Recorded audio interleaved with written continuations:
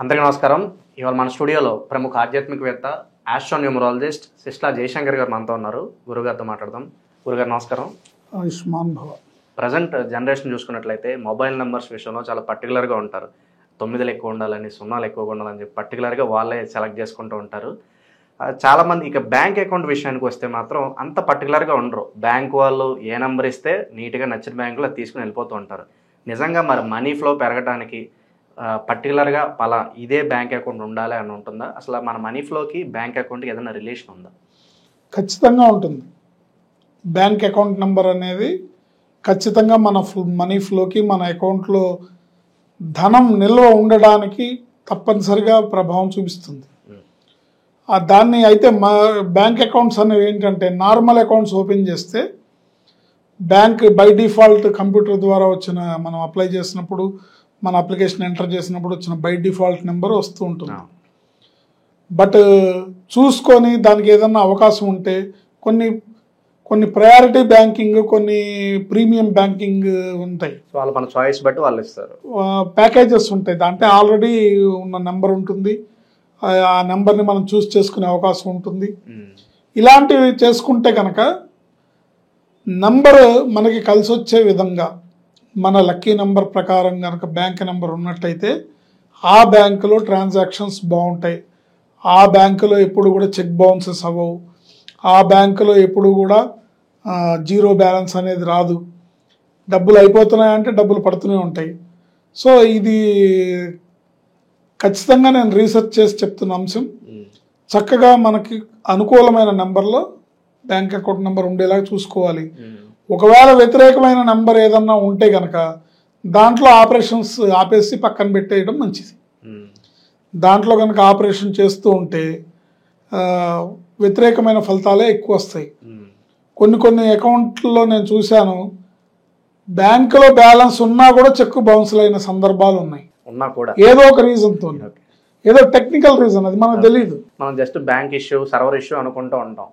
ఇది ఏదన్నా కానివ్వండి అక్కడ. బట్ ఏంటి, ఎప్పుడైతే టక్ మన చెక్ బౌన్స్ అయిందో ఈ బ్యాంక్ ఛార్జెస్ పడతాయి, ఆ బ్యాంక్ ఛార్జెస్ పడతాయి, ప్లస్ మీ సిబిల్ రేటింగ్ మీద ఎఫెక్ట్ పడుతుంది. కనుక అకౌంట్ నెంబర్స్ అనేది జాగ్రత్తగా మన లక్కీ నెంబర్స్లో చూసుకొని చేసుకోవడం అనేది చాలా అత్యంత, అంటే మామూలు సాధారణమైన ఎస్బీ అకౌంట్లు, చిన్న అకౌంట్లు, వాటి మీద పెద్ద ప్రభావం కనపడదు. కానీ ఎక్కడైతే మీరు లక్షల్లో కోట్లలో వ్యాపారాలు చేస్తుంటారో, పెద్ద రియల్ ఎస్టేట్ కంపెనీలు కానివ్వండి, లేకపోతే పెద్ద ఇండస్ట్రీస్ కానివ్వండి, లేదా పెద్ద సినీ స్టార్స్ కానివ్వండి, లేదా పెద్ద అంటే కోట్లల్లో టర్న్ ఓవర్ చేసే వాళ్ళు ఆటోమేటిక్గా ప్రయారిటీ బ్యాంకింగ్కి నెంబర్ని చూస్ చేసుకునే అవకాశం ఉంటుంది. ఉన్నప్పుడు దాన్ని తెలిసి చూసి చేసుకోవడం అనేది ఇంపార్టెంట్. ఇంకోటి ఏంటంటే, ఈ బ్యాంక్ అకౌంట్స్ విషయానికి వస్తే మొత్తం టోటల్ నెంబర్ ఒకటి ఉంటుంది, డిస్ప్లేలో ఉండే నెంబర్ ఒకటి ఉంటుంది. చివరి 4 నెంబర్లు, 3 నెంబర్లు డిస్ప్లేలో ఉంటాయి. సో ఇవి కూడా చూసుకోవాలి. ఏది ఎక్కువగా ప్రాచుర్యంలోకి వస్తుందో అది కూడా చూసుకోవాలి. మొత్తం టోటల్ నెంబర్ ఎంత ఉంది, మీకు చెక్ బుక్ల మీద, బ్యాంక్ అకౌంట్లో మీకు ఫోన్లో వచ్చే లాస్ట్ 4 డిజిట్స్ ఏంటి అనేది కూడా చూసుకోవాల్సిన అవసరం ఉంటుంది. బ్యాంక్ అకౌంట్లో కాదు, క్రెడిట్ కార్డ్స్ కూడా ఈ నెంబర్స్ పనిచేస్తాయి. క్రెడిట్ కార్డ్స్లో ఉండే 16 అంకెలు మొత్తం. క్రెడిట్ కార్డులో 4 16 నెంబర్లు ఉంటాయి. ఈ 16 నెంబర్లలో లాస్ట్ 4 డిజిట్సే డిస్ప్లే చేస్తుంటారు.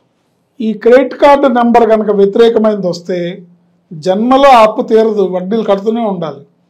లేదా మీరు కట్టకపోతే బై డిఫాల్ట్ అవుతే వాళ్ళు డ్యూ డేట్ అయిపోగానే మీ ఇంటికి వచ్చి పొద్దున్నే కూర్చుంటారు. సో ఇలాంటి నెంబర్స్ గేమ్ అనేది ఈ నెంబర్ గేమ్ని బట్టి ఆధారపడి ఉంటుంది. మన లక్కీ నెంబరు మనకు ఫేవరబుల్ నెంబర్లో చూసుకోవాలి. గురుగారు, ఇక్కడ గేమ్ అంతా కూడా లక్కీ నెంబర్ చుట్టే తిరుగుతుంది కదా. ఒక మనిషి తన లక్కీ నెంబర్ ఏంటి అనేది ఎలా తెలుసుకోవచ్చు అంటారు? అసలు ప్రాథమికంగా మీ లక్కీ నెంబర్ ఏంటంటే, మీరు పుట్టిన తేదీ మీ లక్కీ నెంబర్. ఫిక్స్ అయిపోవచ్చు. కానీ దానొక్కటే సరిపోదు. మీ బర్త్ నెంబరు, పుట్టిన నెంబర్ ఏంటి, మళ్ళీ మీరు ఏ మంత్లో పుట్టారు, మళ్ళీ ఆ 2 కలిపితే వచ్చే నెంబర్ ఒకటి ఉంటుంది, మళ్ళీ ఏ ఇయర్లో పుట్టారు, ఆ 2 కలిపితే వచ్చే నెంబర్ ఒకటి ఉంటుంది. ఏంటి ఇలా డిఫరెంట్ పారామీటర్స్ చూసుకోవాలన్నమాట. దేనికి సంబంధించి ఏది చూసుకోవాలనేది ఇంపార్టెంట్. వీటన్నిటికన్నా ముఖ్యమైనది పేరులో ఉండే నెంబర్. పేరులో ఉండే నెంబర్ బాగుండాలి. పేరులో కనుక రాంగ్ నెంబర్ ఉంటే ఇవన్నీ బాగున్నా కూడా ఉపయోగం లేదు. సో పేరు ముందు సరి చేసుకుంటే అక్కడి నుంచి వచ్చే అదృష్టం ఏదైనా సరే బ్యాంక్ అకౌంట్స్లో కానివ్వండి, అప్పుడు అన్ని నెంబర్లు పనిచేస్తాయి. మన లక్కీ నెంబర్లో మన పేరు ఉంటే అన్నీ పనిచేస్తాయి. మన లక్కీ నెంబర్లో కార్ తీసుకున్నా, లక్కీ నెంబర్లో ఇల్లు తీసుకున్నా, మన ప్రాపర్టీ నెంబర్ కానీ, మన ప్లాట్ నెంబర్ కానీ, మన ఫ్లాట్ నెంబర్ కానీ లక్కీ నెంబర్లో పెట్టుకోవడం ద్వారా మనకు ఉపయోగం. అర్థమైందా? అందుకని ఇప్పుడు కొంతమంది క్రెడిట్ కార్డ్స్ ఉంటాయి. ఆ క్రెడిట్ కార్డ్స్లో వచ్చే ట్రాన్సాక్షన్స్ నానా బాధలు పడి, వడ్డీల మీద వడ్డీలు పడి, చక్ర వడ్డీలు పడి, ఎవ్రీ మంత్ లక్ష రూపాయలు వాడితే అది చివరికి 4 లక్షలు 5 లక్షలు అయిపోయి ఎవ్రీ మంత్ దానికి మినిమం డ్యూ అమౌంట్ కట్టుకుంటూ వచ్చి ఎన్నేళ్ళు కట్టినా ఆ మినిమం డ్యూ అమౌంట్ తరక్క, ఎందుకంటే అది వడ్డీకే పోతాయి. సో క్రెడిట్ కార్డు వడ్డీ అనేది చాలా దారుణంగా ఉంటుంది. వాడేటప్పుడు చాలా ఈజీగా బాగుంటుంది, కానీ కట్టేటప్పుడు చాలా భారంగా ఉంటుంది. వాడినప్పుడు సుఖపడినంత ఆనందంగా ఉంటుంది, బట్ కట్టేటప్పుడు ప్రసవ వేదన ఉంటుంది. అర్థమైందా? అందుకని ఈ నెంబర్స్ అనేది ప్రతి ఒక్క మన జీవితంలో ప్రతి ఒక్క విభాగంలో కూడా ప్రభావం చూపిస్తాయి. వాటిని సరైనదిగా చూసుకోవాల్సిన అవసరం మనకు ఉంటుంది. దేన్ని నెగ్లెక్ట్ చేయకూడదు. ఏ ఒక్కటి దాన్నో పట్టుకుని వెళ్ళకూడదు. జ్యోతిషాన్ని నమ్మేవాళ్ళు నేను జ్యోతిషాన్ని నమ్ముతాను, ఇంకేమీ నమ్మను. వాస్తుని నమ్మేవాళ్ళు ఓన్లీ నేను వాస్తుని నమ్ముతాను, ఇంకేమీ నమ్మను. లేదా రత్నాల వ్యాపారం ఓన్లీ రత్నాలు, ఈ రత్నం పెట్టుకుంటే మీ జాతకం మారిపోతుందని చెప్తాడు. లేదా రుద్రాక్షలు అమ్మే ఆయన రుద్రాక్ష వేసుకోండి మీ జీవితం మారిపోతుందని చెప్తాడు. రుద్రాక్ష మంచిదే, పరమేశ్వరుడు. రుద్రాక్ష అంటే రుద్రుడి యొక్క కనుల నుంచి జాలువారిన కన్నీటి బిందువుల్లోంచి పుట్టింది రుద్రాక్ష. మంచిదే, ఈశ్వర స్వరూపం, రుద్రస్వరూపం కాదని కాదు, కానీ రుద్రాక్షతోనే జీవితం ఉందనుకోవడం తప్పు. అందుకని ఏదైనా సరే దేని ఇంపార్టెన్స్ దానికి ఉంటుంది. శాస్త్రం జ్యోతిష శాస్త్రం వల్ల సంఖ్యాశాస్త్రం కూడా అదే, ఏదో మనం రాసుకున్నది కాదు. సో ఈ దేని ప్రాధాన్యత దానికి ఉంటుంది. దానికి ఇచ్చి దాన్ని మనం చూసుకొని దాన్ని అనుకూలంగా చేసుకొని ముందుకెళ్ళడం ద్వారా ప్రతి ఒక్క విభాగంలోనూ మనకు సత్ఫలితాలను వచ్చే అవకాశం ఉంటుంది. ఒక కార్ నెంబర్ సరిగ్గా చూసుకొని మనం చేసుకున్నాం అనుకోండి, యాక్సిడెంట్లు అవ్వకుండా ఉంటాయి.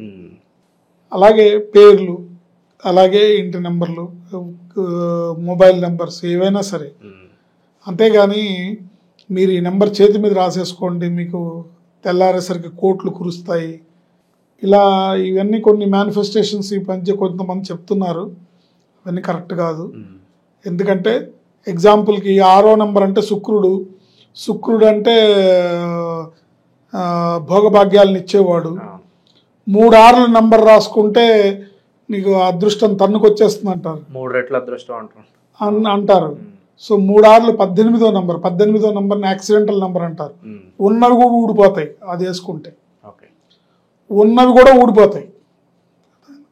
అందుకని తెలుసుకొని జాగ్రత్తగా చేసుకొని జాగ్రత్తగా చూసుకొని చేసుకోవడం ద్వారా దుష్ఫలితాల బారిన పడకుండా ఉంటాం. ఇప్పుడు నేను ఎందుకు ఈ టాపిక్ ఇవన్నీ చెప్తున్నానంటే దుష్ఫలితాల బారిన పడకుండా ఉండడానికి ఏమాత్రం ఏ ఒక్క వ్యక్తికి అర్థమైనా కూడా మనకి మన ప్రయత్నం సఫలీకృతమైనట్టు. క్రెడిట్ కార్డుల గురించి, బ్యాంక్ అకౌంట్ల గురించి ఎన్నో విషయాలు తెలియజేశారు గురుగారు. ధన్యవాదాలు. ఆయుష్మాన్ భవ.